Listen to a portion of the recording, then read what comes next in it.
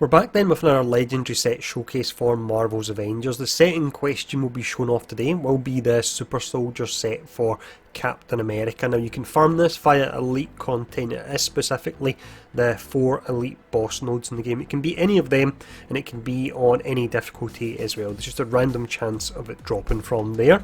Now in this video what we'll do will be slightly different from the Black Widow video. When we looked at her set was incredible and I was gushing over it, but as I find more elite sets in the game, some of them aren't actually that good. So what I'll do is I'll let you know in this video now what set pieces I would actually use, and I'll give you my overall thoughts on whether or not it is actually a good set. But firstly, you know where to farm it anyway. It's the elite boss nodes. In just a second I'll actually show you the set, because in the thumbnail you can only see one piece of it. From there I'll tell you what kind of build you would run with it and what skills would complement it, and then we'll finish up with some gameplay as well. But let's go in and actually check out the full set first.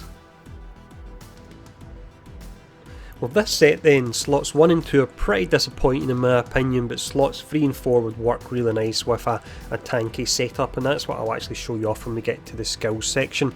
But if we look at this slot 1 here, it's Haymaker of the Super Soldier, offering might and proficiency, and then it's got Gamma and Micro Mines, so that's light combo finishers, Detonator, Barrage, or Micro Mines, and then Gamma Atomizer. Now, the description of these I'm pretty certain are different from your regular gear, so I think potentially with it being an elite piece it may actually offer you status effects quicker and actually apply them easier there, but it's something I would need to test a bit more. But that's a slot 1. For the slot 2 we have Amplifier of the Super Soldier. I'm pretty certain the stats in this are bugged because it's only offering 15 precision for a power level 131 piece of gear, which seems pretty odd. If I find another one and the stats look better then I will let you know. But this is offering Cryo Amp and also Cryo Injector, so you're getting Cryo on your ranged attacks and your ranged power attacks as well. Now with the Gamma and the Cryo in slots 1 and 2, these can actually change when the item drops, so you can get different status effects as well there, so you can keep farming to find one that works well with your build. Looking at the slots 3 and 4, things get a lot more interesting here, and these are the ones I would use if I was running a tanky build.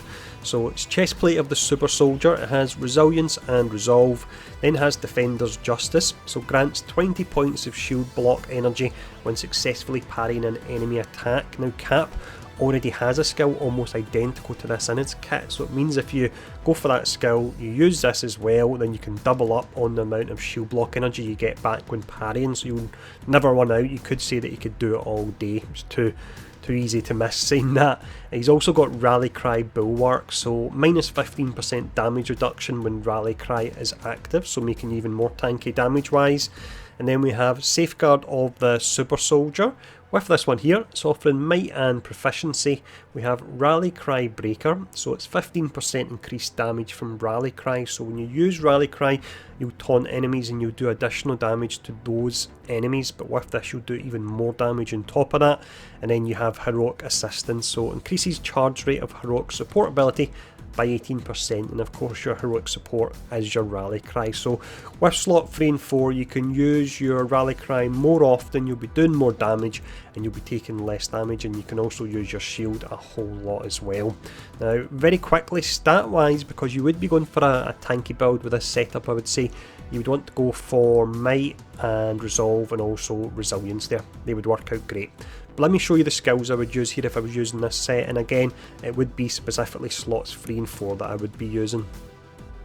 If you are looking to run a very tanky build with Cap, then you'll need to make full use of this skill here called Commander's Call. So you hold down the right trigger and you press your heavy attack, and then you'll be able to taunt enemies and you get huge damage reduction as well. Put that alongside Rally Cry and the enemies will basically only be able to tickle you really. But let's look at the Speciality Tree now.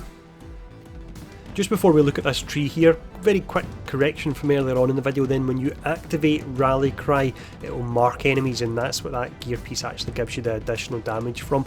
You can still taunt them, it comes via Point Man. We then have Hold the Line, so when you defeat enemies marked by Rally Cry, chance to drop a regen pack for you. Looking at the Assault Heroic, we go for the ones we can hold 2 charges, and then when we defeat 2 enemies with it we've got the Heroic Orb, which will generate so we can get our support up even quicker. Looking at the Ultimate Heroic, we have CQC Specialist, so Brooklyn Brawler is active, takedowns can be performed on critically wounded enemies, and that's great because when you're doing a takedown you get energy back, but you're invincible during the animations as well. Now, the broken option to go for at the moment is Adrenaline Rush, and I'd probably say go for that, but if this gets fixed, or if you really want to go for a tanky setup, then go for Unwavering Defense. So with this, while Brooklyn Brawler is active, blocking will stop any attack, and that includes your red attacks as well.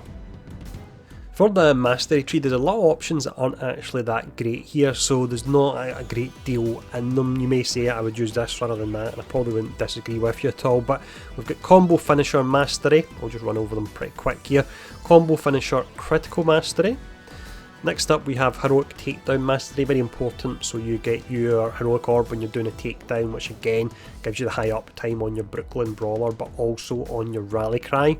Enhanced Throw, ranged attack here. Power Throw Stun Mastery. And then we have this one here, Precision Heroic Dynamo, so you get a chance to get Heroic Orbs when you defeat an enemy. Now, it says when it's a headshot, the way it works with your cannons and your auto guns that are around the levels, which you normally always one-shot them, it looks like it's always classed as a headshot, so try and use your ranged attacks on them, and there's a high chance you'll get a Heroic Orb back.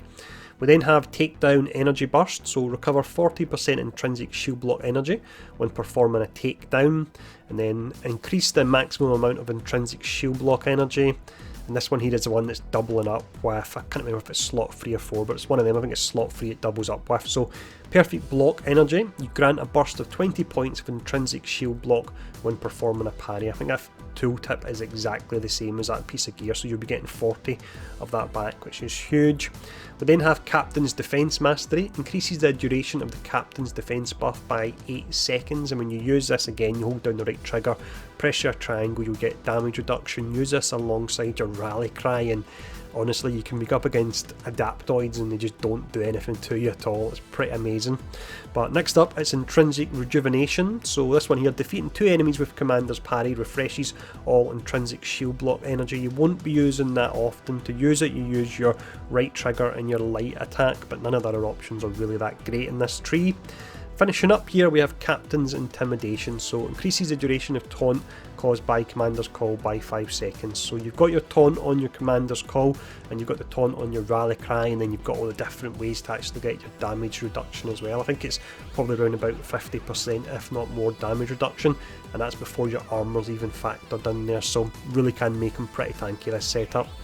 But let me know what you think of this set in the comments below. As mentioned, slots 1 and 2 are really disappointing for me, but slots 3 and 4 do look pretty awesome. But again, let me know in the comments below, and enjoy this gameplay that's coming up, and thanks for tuning in, stay safe, and I'll see you all again soon. Coming at ya!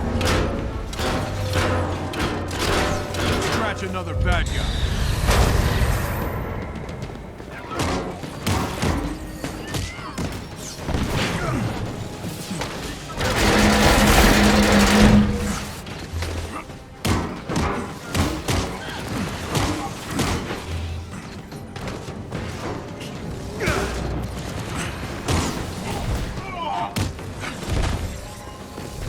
That's your last mistake!